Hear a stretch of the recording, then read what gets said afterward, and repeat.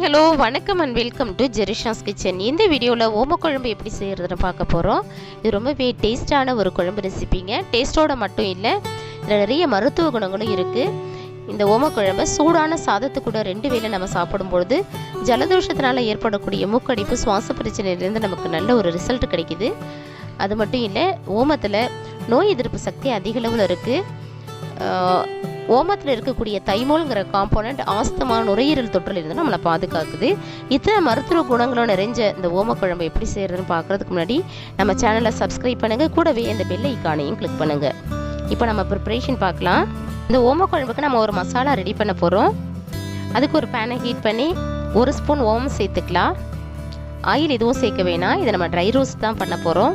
So அந்த ஓமத்தோட வாசம் வர வரையும் நல்லா இதை வறுத்து எடுத்துக்கலாம். ஸோ இப்போ ஓமம் வறுத்துடுச்சிங்க. இதை நான் வேறு பாத்திரத்துக்கு மாற்றிக்கிறேன். அதே பேனில் 3 ஸ்பூன் தனியா சீடு சேர்த்துக்கிறேன்.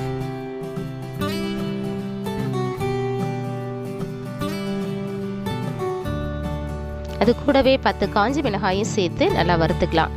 இதை நான் 8 பேருக்கு இந்த குழம்பு ரெசிபி செய்கிறேன். நீங்கள் எந்த அளவுக்கு செய்கிறீங்களோ அந்த அளவுக்கு மசாலா சேர்த்துக்கோங்க. ஸோ இப்போ இது வறுந்துடுச்சிங்க. இதையும் நான் வேறொரு பாத்திரத்துக்கு ட்ரான்ஸ்ஃபர் பண்ணிக்கிறேன். அந்த பேன்லேயே 1 ஸ்பூன் மிளகையும் வறுத்து எடுத்துக்கலாம்.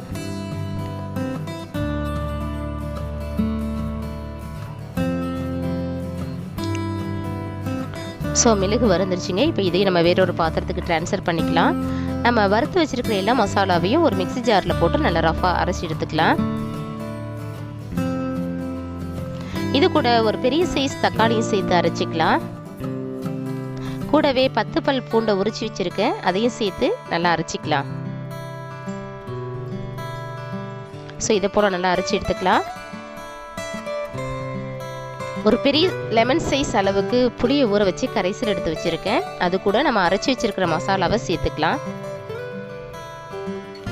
இந்த ஓமக்குழம்பை நான் மண் பாத்திரத்தை தான் செய்ய போகிறேன். ஸோ பாத்திரத்தை நல்லா ஹீட் பண்ணி தேவையான அளவு எண்ணெய் சேர்த்துக்கலாம்.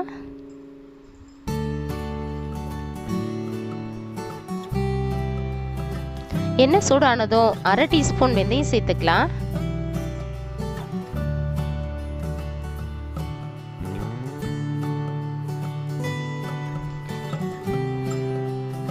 வெந்தயம் நல்லா பொரிஞ்சிடுச்சிங்க. இப்போ 10 பல் பூண்டை நல்லா இடித்து வச்சுருக்கேன், அதையும் இது கூட சேர்த்துக்கலாம்.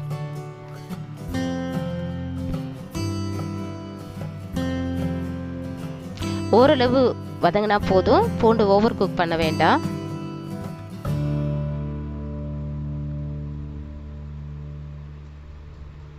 இப்போ இது கூட நம்ம புளிக்கரைச்சலை சேர்த்துக்கலாம்.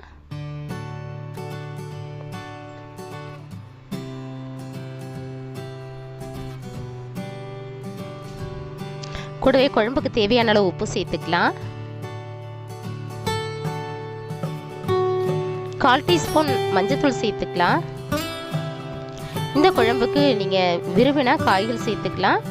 நான் இன்னைக்கு முருங்கைக்காய், கத்திரிக்காய் 2ஐயும் கட் பண்ணி வச்சுருக்கேன், அதை சேர்த்துக்கிறேன். அதை சேர்த்து நல்லா மிக்ஸ் பண்ணிவிட்டு ஒரு மூடியை போட்டு நல்லா குழம்பு கொதிக்கிற வரையும் வெயிட் பண்ணலாம். ஸோ இப்போ நல்லா குழம்பு கொதிக்குதுங்க. மூடியை ஓப்பன் பண்ணி பார்க்கலாம். குழம்பு நல்லா கொதிச்சு வந்துடுச்சு, காய்கள்லாம் கூட நல்லா வெந்துடுச்சிங்க. ஓம குழம்பு நல்ல ஓம வாசனையோடு ரெடி ஆயிடுச்சு. நீங்களும் இதே போல் இந்த குழம்பை ட்ரை பண்ணி டேஸ்ட் எப்படிச்சுன்னு கமெண்ட்ஸில் சொல்லுங்கள். இந்த வைரஸ் பரவல் அதிகமாக இருக்கிற நேரத்தில் இந்த மாதிரியான நோய் எதிர்ப்பு சக்தியை அதிகரிக்கக்கூடிய நல்ல உணவுகளை நம்ம உணவில் சேர்த்துக்கும் பொழுது அது நமக்கு எல்லாருக்குமே ரொம்பவே நல்லது.